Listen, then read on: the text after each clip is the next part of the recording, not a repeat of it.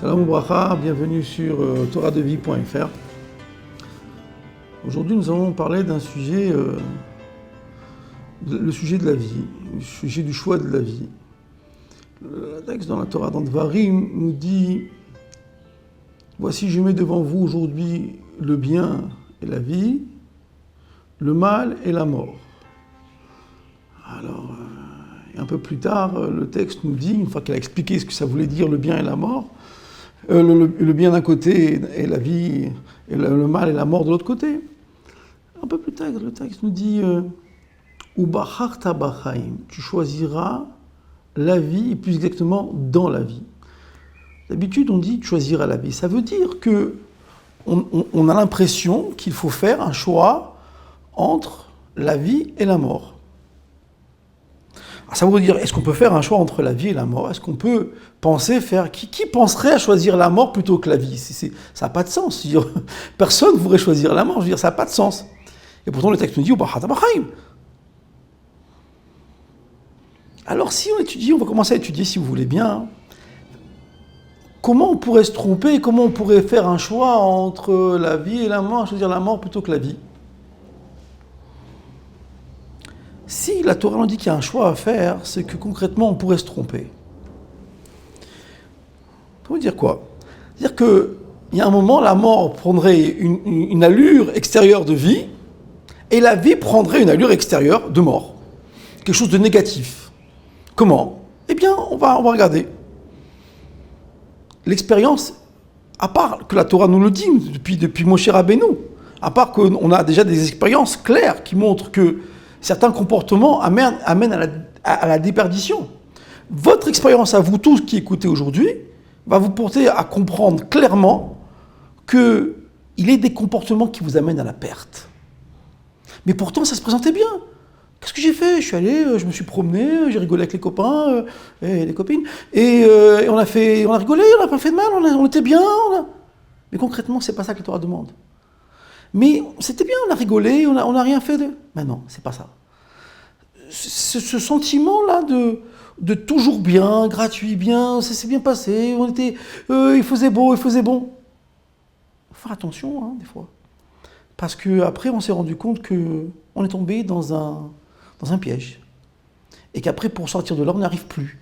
On s'est dit, mais papa, mais sors de là, mais je n'arrive plus, je suis rentré dedans. On a choisi la mort. Et maintenant, on va revoir le côté. La Torah nous dit, tu sais, papa, la vie, c'est de la responsabilité, et il faut faire attention à ceci, il faut rentrer à l'heure à la maison, s'occuper de sa femme et de ses enfants, et tu n'as plus le temps de vivre, tu n'as plus le temps de sortir. Mais de l'autre côté, quelques mois plus tard, même, pas forcément des mois plus tard, des fois même quelques jours plus tard, tu vois que ton fils, il a passé un moment tellement agréable avec son père qu'il vient naturellement, gentiment, auprès de son papa. Il dit, papa, viens, on refait un chumash. Mon mari, refais-moi un midrash. Viens, on se refait quelque chose d'agréable. Mais au départ, c'était venu d'une façon où c'était un travail, un investissement qui devait quelque part... je devais me déchirer quelque part, d'aller les choisir, d'arrêter de travailler pour aller rentrer à la maison et m'occuper de mes enfants, et m'occuper de ma femme, et arrêter de travailler éternellement. Et donc, effectivement, il y a un choix à faire et dire non, je ne téléphone plus maintenant à mon travail, j'arrête d'envoyer mes mails, j'arrête de prévoir, ce n'est plus l'heure. J'aurais voulu le faire, peut-être ça aurait été intéressant, mais c'est du vol du temps de ma femme et de mes enfants que j'aurais dû donner de façon à construire, on en avait parlé dans un shiur précédent, construire la vie. Et donc il y a un choix. Ubacharta bachaim, tu dois choisir la vie. Bon. Mais le texte ne dit pas Ubacharta hachaim. C'est marqué Ubacharta bachaim. Et donc le texte ne nous trompe pas. Et le Rashi dit comme cela. Il dit dans le même texte, allez-y voir là-bas, il dit c'est comme un roi qui veut faire plaisir à son ami. Il le met face à un trésor de joyaux de différentes qualités, diamants, or, saphir, émeraude, ce que vous voulez. Et il y a tellement de trésors ici, il ne sait pas quoi choisir. La question ne se pose pas de choisir entre le bien et le mal. Le choix est déjà fait. Je ne peux pas choisir de mal. Je vois bien que cette chose-là est mauvaise pour moi, donc j'arrête de choisir ça.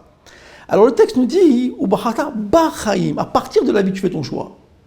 C'est-à-dire que le roi il dit, je vois que tu n'arrives pas à choisir. Il lui prend la main et dit, choisis cela. Ça, c'est bon pour toi. Alors, ça veut dire, maintenant, des fois, on ne sait même pas par où attraper la bénédiction de notre famille, de nos enfants, de nos amis, de notre communauté, de notre raf, de nos potes, enfin, tout ce que vous voulez, tous les gens qu'on aime beaucoup. On ne sait même pas comment parler, on ne sait même pas comment vivre. Là intervient le sens de la communauté, là intervient le sens du raf, là intervient le sens de l'ami, avec lequel on va parler, et dit, mais j'arrive même pas à parler, je ne sais même pas comment communiquer avec ma femme et mes enfants, maintenant que j'ai fait le bon choix, mais je ne sais même pas comment y prendre. Alors, tu vas voir le roi, c'est-à-dire le roi, c'est tes copains, ça veut dire les gens qui sont autour de toi. Mais comment je fais? Et on le dit. Hier, on a donné un shiur, hier, c'est Shabbat. La question s'était posée, à quelle heure est-ce qu'on doit rentrer le soir à la maison?